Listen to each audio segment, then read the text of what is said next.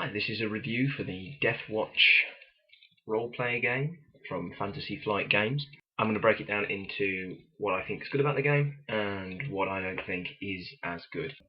The first thing to say, I always think it's important to know what the person's perspective is at the start, because that, if they think it's a good game, it's going to colour how they read what they're saying and what they aren't saying. So right from the start, I absolutely love it. But that's because for me, the good sides outweigh the bad sides, but they aren't black and white good and bad points.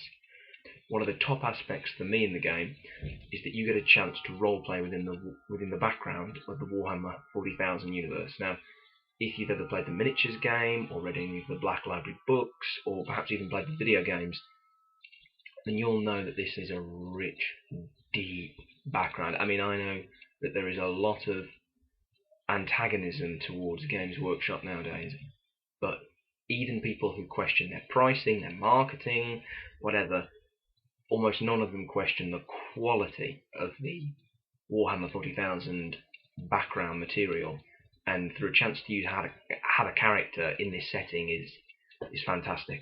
Relating to that is the second point that I think is really good, which is a chance to roleplay a Space Marine. I mean, if you know anything about Warhammer 40,000 at all, you'll know about Space Marines. There's a little 12-year-old boy inside me that still thinks that these guys with their bolters and their power armor are just the coolest thing ever. And so when we roleplay, sometimes people get a kick out of role-playing the underdog, but it is nice occasionally to step into the power-armored boots of one of the galaxy's champions. A third strong point, I suppose, is the simple core mechanic. It's the D100 system. You roll 2d10, 1g10s, 1g units, and you compare it to your stats. So if you're trying to lift something up, you roll D100, you compare it to your strength. If your strength is 52 and you roll 43, you've passed. If your strength is 52 and you roll 75, you failed. Easy peasy. The fourth strong point is that the nature of the roleplay, because it's a mission structure. You are a Deathwatch kill team. Lets you do one-shot roleplay sessions fantastically. The chance to say, oh, tonight we will do this mission, and you're going to start it, you're going to finish it. You might be playing for 8 hours, but you are going to have a clearly defined start and end to that roleplay. And Deathwatch has a format that perfectly suits. Let's make the characters. Here's the mission. Let's do it, and you feel like you've really had a good roleplay experience. The fifth good point is that I think it's a really good roleplay to introduce people to the idea of roleplaying, since it has really clearly defined goals in the aforementioned mission structure. It's not the case of you walk into the tavern, and I've had people in Dungeons and Dragons or Warhammer Fantasy roleplays where they seem lost. I mean, as the games master, you don't want to dictate. You have to do this, you have to do that. You want them to have a bit of freedom. But this is, they give them their briefing. You need to take out the so-and-so target. You need to protect this person. You need to investigate this. And that really gives new players a clear goal and purpose. The sixth good point is the beautiful rulebook. It is exceptionally good quality. This is not a tatty paper. This is high quality pages. They're not going to tear. They're not going to rip. The plot, all the font, the illustrations are a mixture of colour and black and white. A lot of the artwork is reused from older Warhammer properties, but there is some original artwork in as well. It is an absolute beauty for the book. Obviously, as you can see, it's hardcover, and it is huge at 400 pages. So that's a heck of a lot of rulebook. The seventh really strong quality is that this roleplay is extremely expandable, and already expanded. Fantasy Flight Games has produced lots of expansions already. You can think of dozens more that they could possibly do, but it still works as a single purchase. I don't much like a roleplay where there are fantastic expansions, but you have to buy them, because you kind of think, well, that should be in the core book.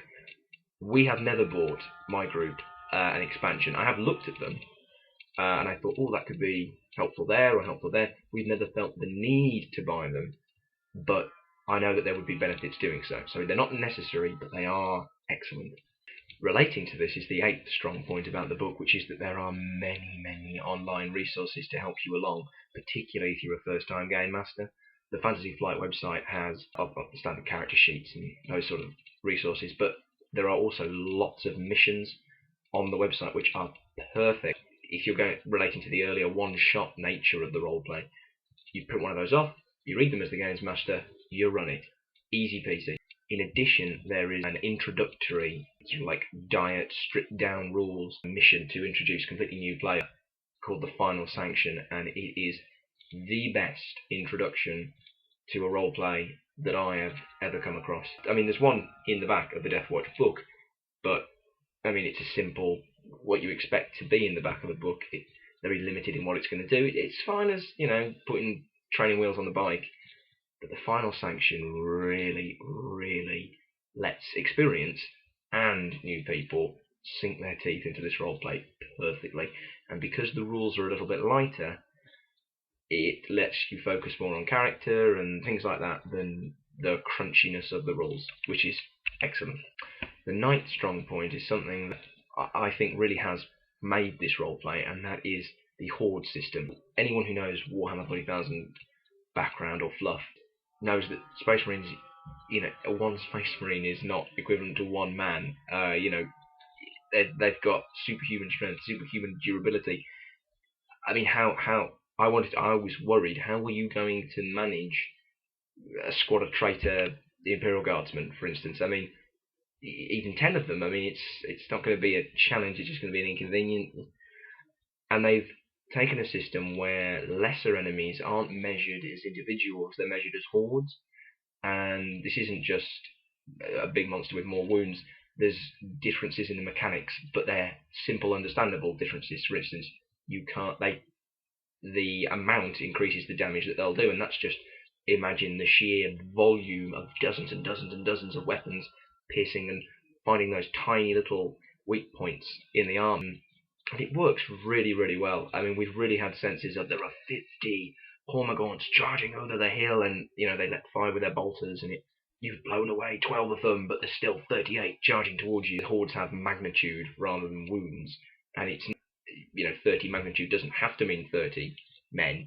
It's more an indication of strength. So if you were against tiny little rippers or grots, then you have magnitude 30 might be about hundreds of them, whereas if you're talking about a Tau Fire Warrior squad, then perhaps 12 Tau Fire Warriors is about magnitude 36, because to represent the fact that they are quite strong even as individuals, it works really well, much better than the Dungeons and Dragons minions system, and really lets your players feel like they are the best of the best and can mow down dozens of the weakest enemies, and really lets significant enemies, your Tyranid Warriors, your Tau Crisis suits, lets them really feel different to the run-of-the-mill faceless enemies that you will, in the Space Marine's career, he's going to kill hundreds of these things. So it really works.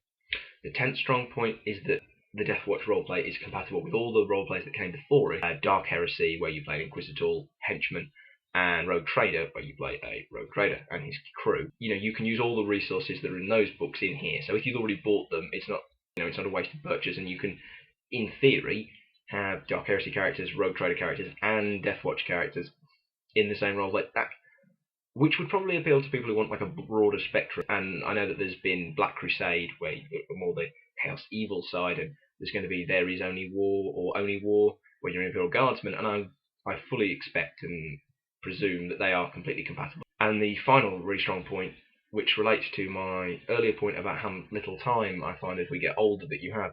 I used to be able to spend days planning roleplay, and Deathwatch, there is minimal work required to plan because of the structure of the mission. The nice thing is it's not, it shouldn't be anyway, like a dungeon crawl, sci-fi dungeon crawl where they go from this room to this room to this room. But neither is it a sprawling sandbox. You have assigned their objectives, so you know what they're going to try and do. You don't know how they're going to do it, but for instance, there was a mission that we did where they had to take out these strong points of an orc siege against an imperial city. Within that cavern, within that canyon, There were, orc anti-air guns and orc artillery and the orc barracks and the mechs garage and things like this. And they could choose which ones they wanted to attack, and they had to destabilize it enough to force the orcs to retreat, lift the siege, and so on and so forth. And I knew I didn't have to worry about planning out the city or what's over the hill or things like this. They've got a sandbox to play in, but it's a defined box. It is a sandbox rather than a beat. You know more or less what they're going to do, and that just makes it so much easier on your planning. I just have a few notes, get their mission objectives, some typical things they're going to face, and put it in when I want.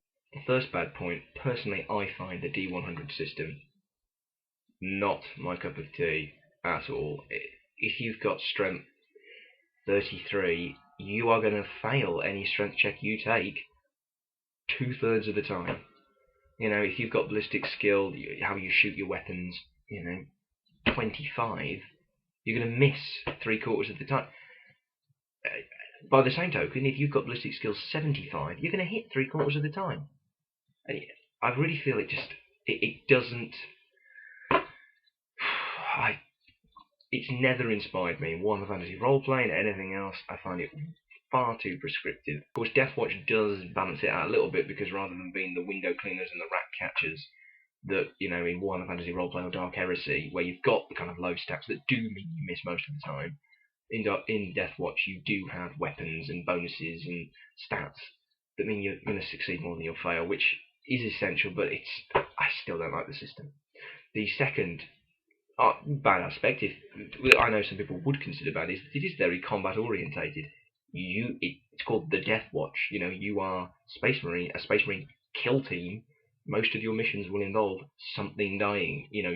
There are going to be diplomatic encounters, and there can be a lot of role playing in this, but it is combat orientated, and I know that some people don't like that idea. There isn't going to be the chance in this to play the dusty academic, not very physically capable, talkative character. You're a Space Marine, which relates to another one of the bad points. You're all Space Marines. There is going to be this glaring similarity. It's not going to be like, I keep going back to Dungeons and Dragons, but how can you not? The dwarf fighter, the elf wizard, where you've got a different race, a different class, different strengths. There is a really nice system in place of, different chapters. So that's, the Space Marine group that you come from, and different specialities, which is like the Dungeons and Dragons class. You're a Assault Marine, you're a Devastator Marine, you're a Librarian, things like that.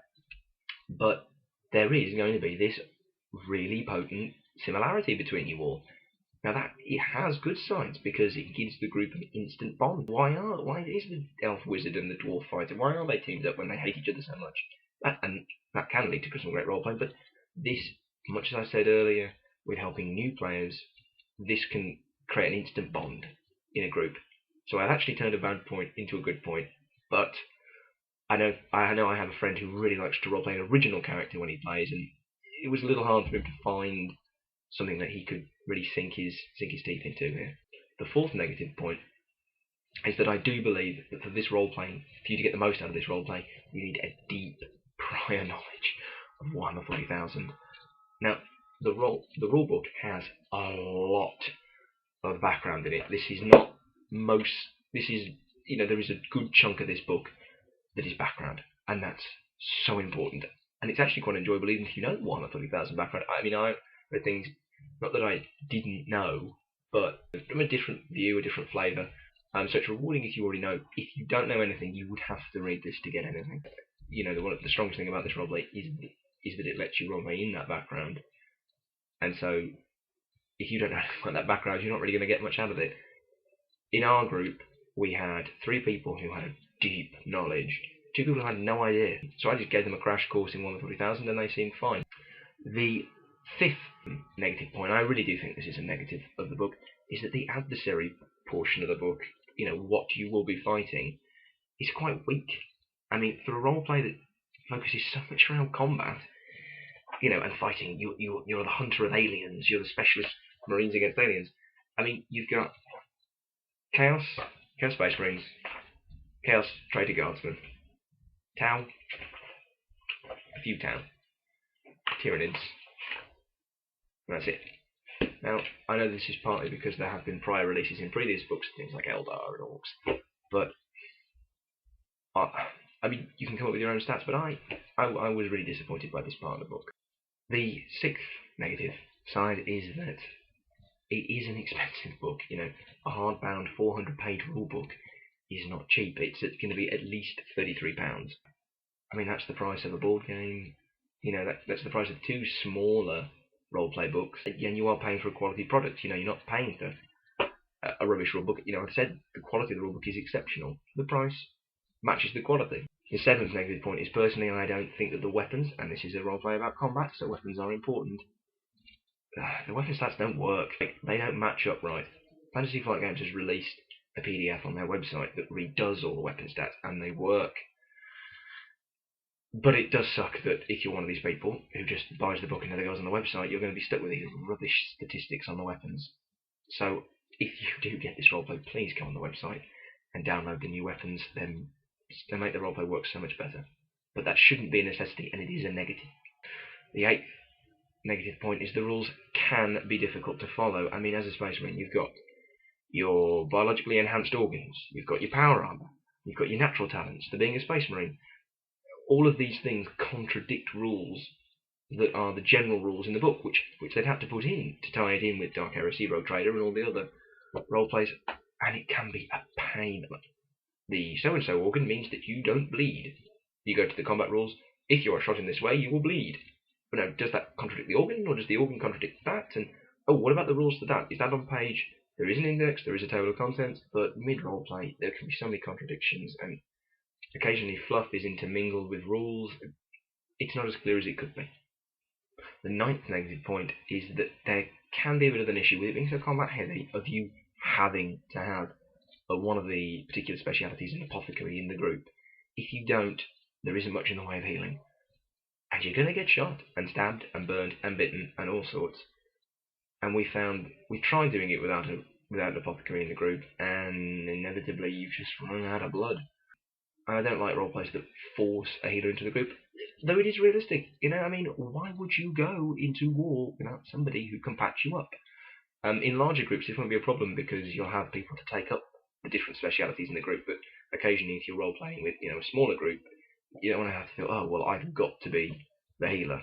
So, although the advantages, of course, which was a negative earlier, you're all Space Marines. You're not some old woman with a bandage. You're as hard as everybody else. You just heal as well. Well, that is the end of my good points and my bad points.